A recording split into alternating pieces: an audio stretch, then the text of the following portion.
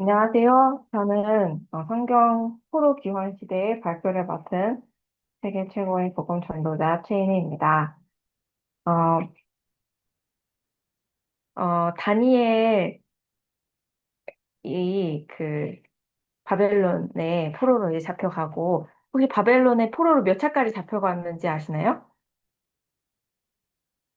네, 맞습니다. 3차. 저희 아주버님, 진정원 아주버님이 포로 시대에 대한 발표를 해주셨는데, 그래서 더 잘 아시는 것 같습니다. 이사야에 보면 이렇게 예언이 되어 있습니다.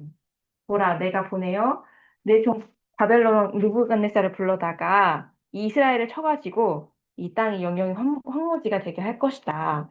그런데 하나님이 어, 뒤에 이렇게 말씀하십니다. 바벨론에서 70년이 차면 내가 너희를 다시 이 이스라엘 땅으로 돌아오게 할 것이다. 라고 먼 과거에 이미 하나님께서 이스라엘을 통해서 이런 예언을 하셨는데요. 이 포로 시대는 김정은 아주버님이 발표를 하셨고, 제가 발표할 것은 바벨론에서 70년이 다 지나고 이제 이스라엘 백성들이 다시 이스라엘 땅으로 돌아오는 포로 귀환 시대를 제가 발표를 하게 됐습니다. 바벨론은 바사, 페르시아라는 나라의 멸망을 하게 됩니다. 그래서 이렇게 포로 귀환 연표를 적어봤는데요. 1차 포로 귀환, BC 538년, 아마 이 고레스, 예, 맞습니다. 고레스 왕 때 그 당시 지도자는 스룹바벨이었고요. 그가 한 일은 성전 건축이었습니다. 그리고 이 중간에 에스더의 이야기가 역사적으로 1차 포로 기한과 2차 포로 기한 사이에 이 2020은 잘못된 겁니다. 에스더가 있었고요. 하만이 이스라엘 백성들을 죽이려고 했지만 하나님께서 역사하셔서 어, 이스라엘 백성들이 멸망당한 것이 아니고 하만이 멸망을 당하는 그런 일들이 있었고요. 그다음에 2차 포로 기한 왕은 아닥사스다였고요. 그 당시 지도자는 에스라였습니다. 에스라는 어떤 건물을 세운 건 아니지만 이 백성들의 마음, 이스라엘 백성들의 마음에 하나님의 말씀을 세우는 그런 일들을 하였고요. 마지막으로 3차 포로 귀환, 마찬가지로 왕은 아닥사스다 왕이고 느헤미야가 성벽을 건축합니다. 그래서 이렇게 표를 준비했는데 성경에 보면 스룹바벨서는 없고요. 에스라서에 스룹바벨의 시대에 그 성전을 건축했던 일, 그다음에 에스라 시대의 일, 이거 두 가지가 적혀 있고 또 그 성벽을 건축했던 느헤미야는 따로 성경이 있어서 그 느헤미야가 했던 일들이 적혀 있습니다. 나머지는 제가 했던 이야기들이고요. 1차 기원부터 간략하게 살펴보자면 이 스룹바벨이 어, 이스라엘 백성들과 함께 이스라엘에 돌아오는데 성경에 보면 바벨론에 이제 포로로 잡혀갔던 사람들이 있고 나는 이 이스라엘에 남겠다 했던 사람들이 있었잖아요.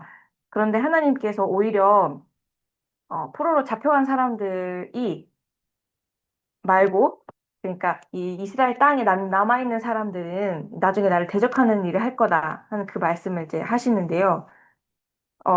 실제로 이 스룹바벨이 성전을 건축하려고 이제 이스라엘 땅에 돌아왔을 때, 이 이스라엘 땅에 남아있던 사마리아인들이 막 그 사람들은 이제 이방인들과 결혼도 하고 막 섞여서 이렇게 하나님을 섬기지 않고 살던 사람들이었는데 그 사람들이 이 성전을 건축하는 것을 막습니다.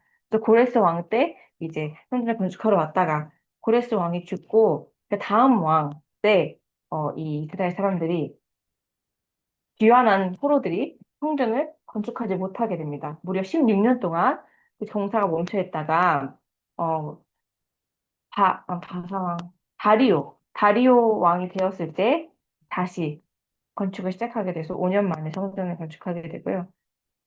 이 다리오 왕이 어, 스가랴 에스라에 적혀 있습니다.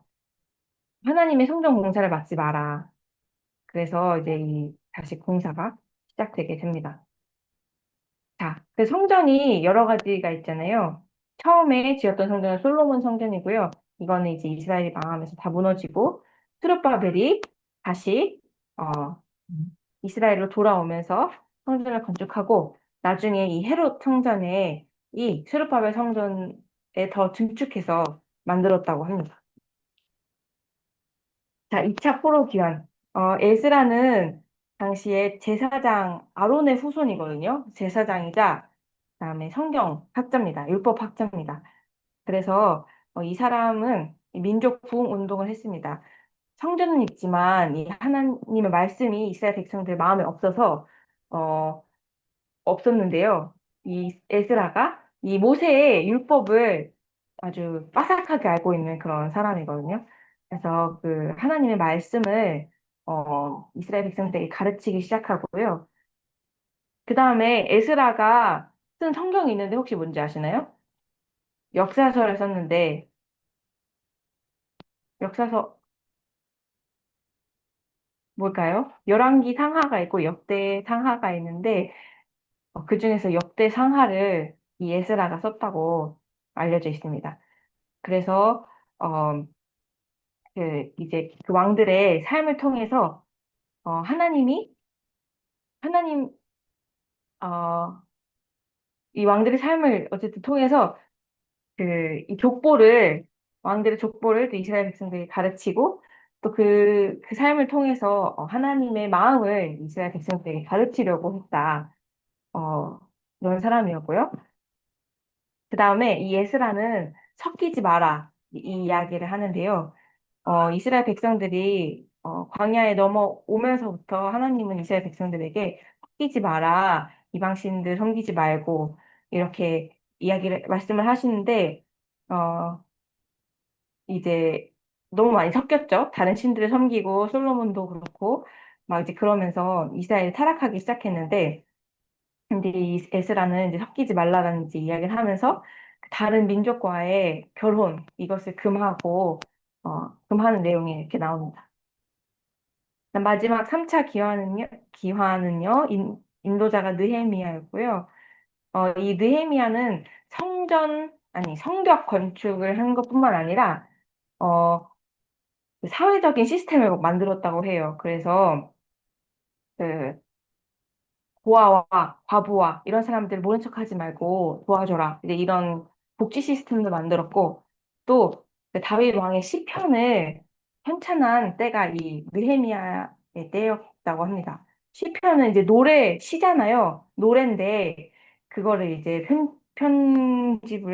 편집했나? 아무튼 그걸 모아가지고 시편을 이렇게 만들었다고 합니다. 그래서 나중에 이제 말라기서에 보면 이제 그게 이스라엘 백성들의 그 구약의 거의 마지막에 이야기인데요. 말라기에 기록된 그 이야기들이. 아니, 이제 이 사람들의 삶이 팍팍해지다 보니까, 하나님 믿어서 좋은 게 뭐냐, 어, 하나님이 우리를 사랑하시긴 하는 거냐, 이제 이런 불평들을 이제 이스라엘 백성들이 하고요. 하나님은 내가 너희를 사랑한다. 이제 이 말씀을 하시면서 이 구약 시대가 성경에서 이제 마무리되고, 제가 저번에 발표했던 중간기, 침묵의 시대라고 하지만 사실은 하나님께서 이 예수 그리스도의 탄생을 위해 모든 밑바탕 작업을 하셨던 그 중간기가 시작이 되게 됩니다. 여러 가지 깊은 이야기가 있지만 제가 정리한 프로 기반기는 여기까지입니다. 감사합니다.